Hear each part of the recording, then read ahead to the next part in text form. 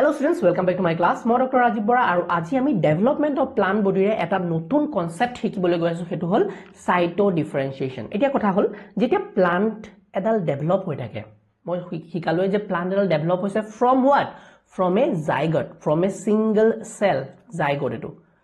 Zygote.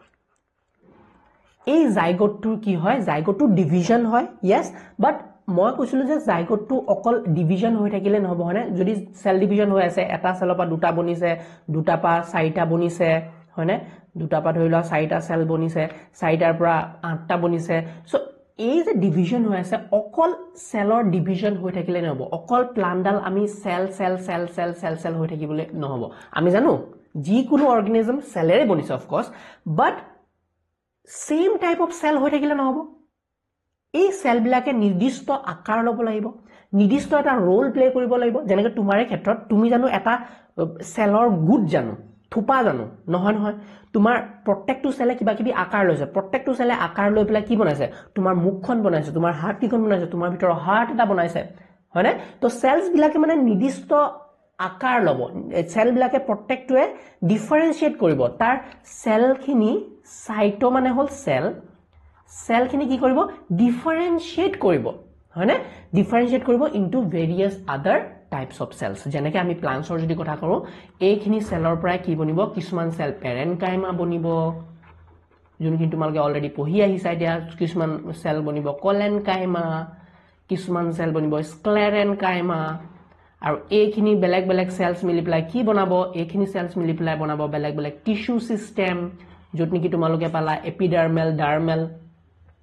epidermal বা dermal tissue system ground tissue system vascular tissue system বিলাক বেলেগ বেলেগ tissue system পালা এই tissue systems বিলিং মিলি পেলাই কি বনাব বেলেগ বেলেগ organs বনাব যেনেকৈ leaf বনাব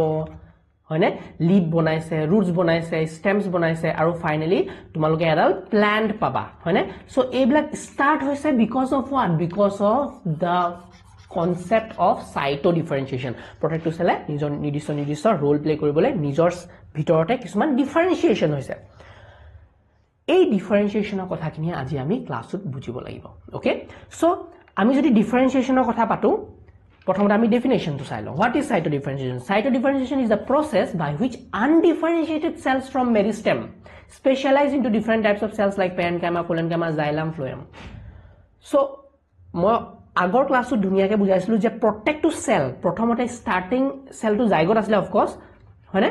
জাইগোট আছিল আৰু জাইগোটে নতুন নতুন যে সেল বনাই আছে বুলি কৈছো ডিভিজন যে হৈ আছে দে আৰ অল মেৰিস্টেমেটিক সেল এতিয়া মেৰিস্টেমেটিক সেল বুলি কোৱাৰ লগে লগে তোমালোকে জানিব লাগিব যে মেৰিস্টেমেটিক সেল মানে কি মেৰিস্টেমেটিক সেল বা মেৰিস্টেম মানে হল যোনবিলাক সেলে ৰেপিড সেল ডিভিজন কৰি থাকিব পাৰে এহেতে একো নিৰ্দিষ্ট ৰোল নহয় প্ৰত্যেকটো সেলে মানে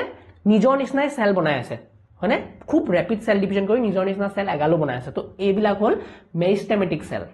এহেতৰ কামে কি এহেতৰ কাম হল খালি ডিভিজন কৰা এতিয়া এই মেৰিস্টেম সেলস বিলাক খদাই আনডিফাৰেন্সিয়েটেড হৈ নাথাকে এহেতৰ পৰা বহুতো সেল কি হয় ডিফাৰেন্সিয়েট হৈ যায় সো হেতু কথাই কৈছে এই ডিফাৰেন্সিয়েট হোৱা প্ৰসেছটোকে cytodifferentiation বুলি কয় where it happens it occurs primarily in meristematic tissue during plant growth and development কোট হয় meristematic tissue নি হয় এতিয়া meristematic tissue কোট আছে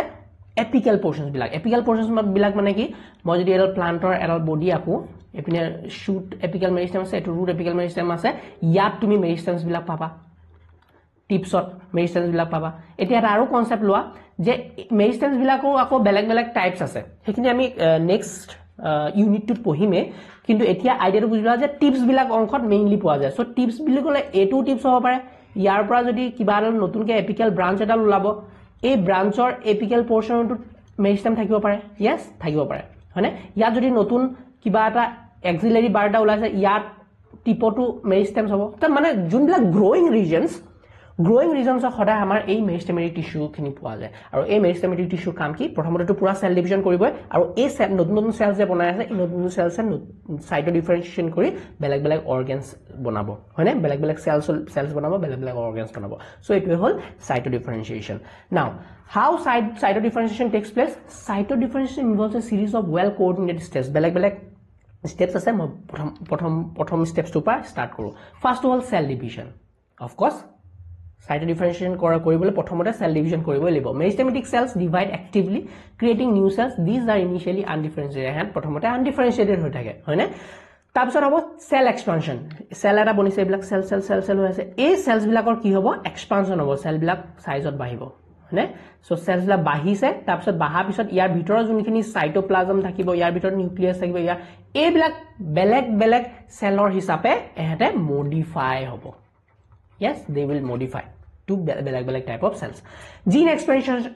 expression e protect to cell or ভিতৰত যোনখিনি genes থাকে আমি জানো protect to cell or ভিতৰত নিউক্লিয়াছ থাকে নিউক্লিয়াছৰ ভিতৰত DNA থাকে তাৰপিছত genes থাকে এই genes বিলাকে protect to cell or ভিতৰত genes বিলাকে নিজৰ লোকেশন হিচাপে নিজৰ ৰোল হিচাপে নিজকে মডিফাই কৰিব সেই জিন্স বিলাক এক্টিভ কৰিব যোনবিলাক জিন্স সেই সেলটোৰ কাৰণে উপযোগী for example specific genes are activated to produce proteins that drive the development of particular cell type কিবা যদি সেল প্যাৰেনকামা বনিব তাত স্পেসিফিক জিন্স খিনি হে তাত কি হ'ব এক্টিভ হ'ব যেনেকৈ আমি কথা কম ফৰ এক্সাম্পল যদি কথা কম in xylem cells genes for lignin deposition xylem কি হ'ব lignin deposition or cell বিলাক active হ'ব lignin deposition কি কৰে xylem for example এক cell খিনি মিলিবলৈ এটা xylem এডাল পাইপ বনাব ঠিক আছে সো সেলৰ ভিতৰত কি হ'ব ligninৰ জিনটো এক্টিভ হৈ যাব আৰু lignin বনি পেলাই সেল ওয়ালত এনেকে ডিপজিশন কৰিব lignin ডিপজিশন কৰাৰ পিছত কি হ'ব এই xylemডাল বহুত ষ্ট্ৰং হৈ যাব যাতে ইয়াৰ ভিতৰেদি পানী যিমান ফোৰ্সতে না যাওক কিয় পানীখিনি ট্ৰান্সপোৰ্ট হ'ব পাৰে yes so lignin cell wall deposition cell wall to strong কৰে so এইখিনি হল lignin মানে আৰু এই lignin খিনি কিয় বনিছে বিকজ এই সেলটোৰ ভিতৰত এই lignin বনোৱা জিন্স খিনি এক্টিভ হৈ যায় so এটো সাইটো ডিফাৰেন্সিয়েশন কৰি আছে নে সেলৰ ভিতৰত সাইটো ডিফাৰেন্সিয়েশন কৰাত হেল্প কৰিছে জিন্স বিলাকে নেক্সট হল structural changes of course cytodifferentiation যেতিয়া নতুন জিন্স এক্টিভ হৈ থাকিব নতুন বস্তু বনাই থাকিব নতুন প্ৰটিনস বনাই থাকিব এনজাইমস বনাই থাকিব সেলটোৰ ভিতৰত তেতিয়া স্ট্ৰাকচাৰালি সেলটো চেঞ্জ হ'ব সো স্ট্ৰাকচাৰালি চেঞ্জ হলে কি হয় সাইটো ডিফাৰেন্সিয়েশন হ'ব cell undergo structural modifications to suit their function for example xylem সেলছৰ কথা যদি কওঁ হেহেতে সাইটোপ্লাজমটো লুজ কৰি দিব ভিতৰত যিমান সাইটোপ্লাজম আছে সেইখিনি লুজ কৰিব কাম নাই কাৰণ হেহেতে হলো টিউব বনাব লাগিব আৰু হেহেতে হলো টিউব বনাই for water conduction sieve tube elements যেনেকৈ আমি ফ্লোএমত পাওঁ আমি শিকিম জাইলাম আৰু ফ্লোএমৰ কমপ্লিট স্ট্ৰাকচাৰ শিকিম নেক্সট ইউনিটত সিপ টিউব এলিমেন্টস বিলাক যোনবিলাক ফ্লোএমত পাওঁ হেহেতে নিউক্লিয়াছটো লুজ কৰি দিয়ে মানে নিউক্লিয়াছ নাথাকে তাত but retain components cells for metabolic support ধুনিয়াকে ফুড খিনি ট্ৰান্সপোৰ্ট কৰিবলৈ নিউক্লিয়াছ খিনি ৰিমুভ কৰি দিয়ে আৰু এই যে ৰিমুভ হৈছে কাৰ্বাৰ সেলত নিউক্লিয়াছ নাই কাৰ্বাৰ সেলত সাইটোপ্লাজমে নাই এইবিলাক কি হৈছে এইবিলাক একচুয়ালি সাইটো ডিফাৰেন্সিয়েশন নহয় ন বেলেগ সেল বনি থকা নাই জানো কিয় বেলেগ সেল বনিব লগিয়া আছে because to cater to some specific role হয়নে প্লান্টৰ ভিতৰত অকল এক ধৰণৰ সেল থাকিলে নহব এক ধৰণৰ কাম চলি থাকিলে নহব বেলেগ কাম চলিব লাগিব সো হেতু কাৰণে নিৰ্দিষ্ট সেলৰ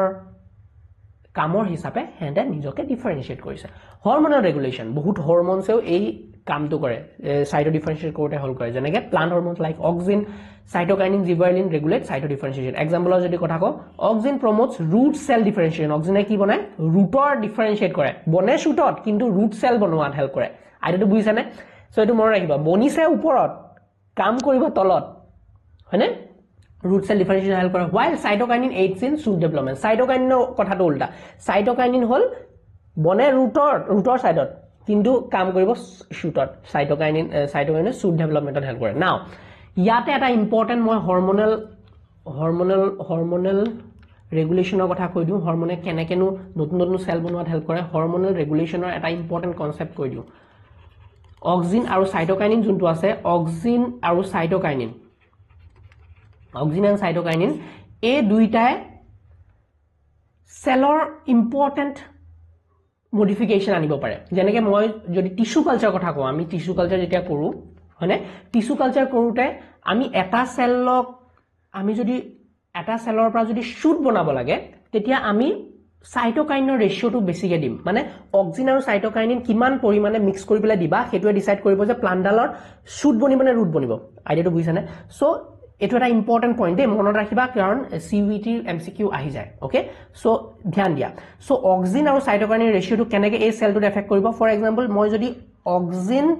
বেছিকে দিলো সাইটোকাইনিনৰ তুলনাত অক্সিনৰ মাত্ৰা বেছি সাইটোকাইনিনৰ তুলনাত তেতিয়া ইট উইল বিকাম ৰুট কাৰণ অক্সিনে সদায় কি বনায় ৰুট বনোৱাত হেল্প কৰে যদি মই সাইটোকাইনিনৰ মাত্ৰা বেছিকে দিলো কম্পেয়াৰ টু অক্সিন হনে তেতিয়া এটো কি বনিব should hall now important point যদি মই অক্সিন আৰু সাইটোকাইনৰ ৰেশিও সমান দিলু দেন এটো কি বনিব এটো বনিব